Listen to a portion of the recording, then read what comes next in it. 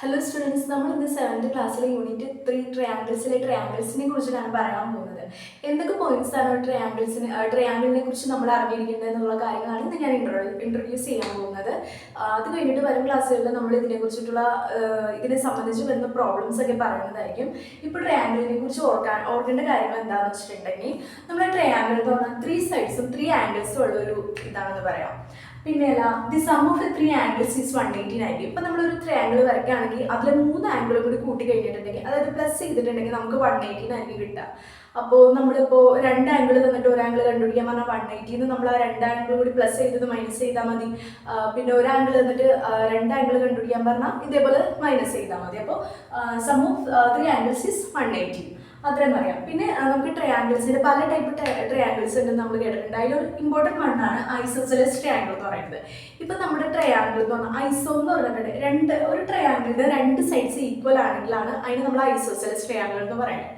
പിന്നെ അതിൽ all the 3 angles of a triangle is 60 degree in an equal triangle. Equal ട്രയാങ്കിളിൽ all the 3 sides എന്ന് പറയുന്നത് 60 degree ആയിരിക്കും.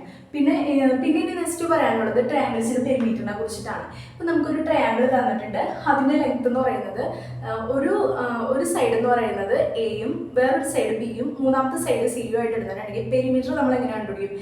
A plus B plus C, അതായത് 3 സൈഡും കൂടി പ്ലസ് ചെയ്താൽ മതിയായിരിക്കും.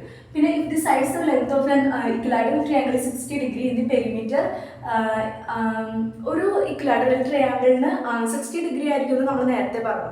അങ്ങനെയുള്ള സൈഡ്സ് സെയിം ആയിരിക്കുമല്ലോ. അപ്പോൾ സൈഡ്സിന് സെയിം സൈഡുള്ള ട്രയാങ്കിൾ ആയിട്ട് 3A എന്ന് പറയാമല്ലോ. നമുക്ക് 3A അല്ലേ, A ഈക്വൽ ടു A, അപ്പോൾ 3A എന്ന് നമ്മൾ പറയും. പിന്നെ നമ്മുടെ ട്രയാങ്കിളിൻ്റെ ബേസിക് മെയിനായിട്ടുള്ള റൂൾ എന്ന് പറയുന്നത് പൈത്തഗോറസ് തിയറമാണ്. നമ്മൾ മുൻ ക്ലാസ്സിൽ പഠിച്ചിട്ടുണ്ട് Pythagoras theorem. C² = A² + B² ആണ്. അതായത് C = ഹൈപ്പോട്ടനസ് ആണ്, A = ആൾട്ടിറ്റ്യൂഡ് ആണ്, B = ബേസ് ആണ്. ഇപ്പം നമ്മൾ ഈ പൈത്തഗോറസും തിയറം ബേസ് ചെയ്തിട്ട് നമുക്ക് ഏതെങ്കിലും 2 സൈഡ് തന്നിട്ടുണ്ടെങ്കിൽ വേറൊരു സൈഡ് കണ്ടുപിടിക്കാൻ പറ്റും. അതുപോലെ റെസ്പെക്റ്റീവ്ലി എല്ലാ സൈഡും നമുക്ക് കണ്ടുപിടിക്കാൻ പറ്റും. അപ്പോൾ നമുക്ക് മെയിനായിട്ട് ഇത് ഫോക്കസ് ചെയ്തിട്ടുള്ള ക്വസ്റ്റ്യൻസ് ആണ് നമുക്ക് ഈ ചാപ്റ്ററിൽ നിന്ന് വരുള്ളൂ. അപ്പോൾ എല്ലാവരും ഈ പോയിന്റ് ഓർത്തിരിക്കുക. അപ്പോൾ നമ്മൾ ഇതിനെ ബേസ് ചെയ്തിട്ട് വരുന്ന പ്രോബ്ലംസ് നെക്സ്റ്റ് ക്ലാസ്സിൽ ചെയ്യുന്നതായിരിക്കും. അപ്പോൾ ഇതിൽ എന്തെങ്കിലും ഡൗട്ട് ഉണ്ടെങ്കിൽ എല്ലാവരും കമൻറ്റ് ഇടുക. വേറെ ഏതെങ്കിലും സെക്ഷൻ എടുക്കണമെങ്കിൽ എന്തായാലും കമൻറ്റ് ഇടുക. So thank you.